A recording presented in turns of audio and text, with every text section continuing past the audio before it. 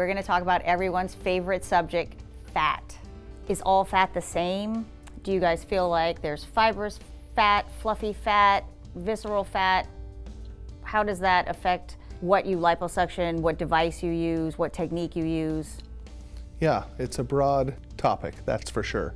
But definitely there are different types of fat. Different, I think, between people, different between areas of the body, different between the genders. When I see male patients, I talk about their fat being a little more, for lack of a better word, gristly, more fibrous. It can be more of a challenge to remove.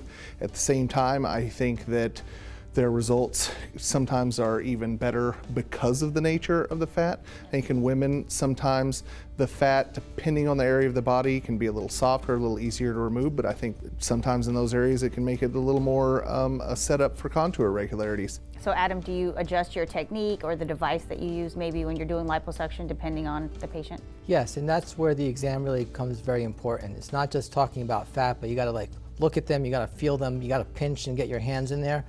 If you can't pinch it, that's a problem. That's when we're talking about that deep fat or the visceral fat that you can't get to.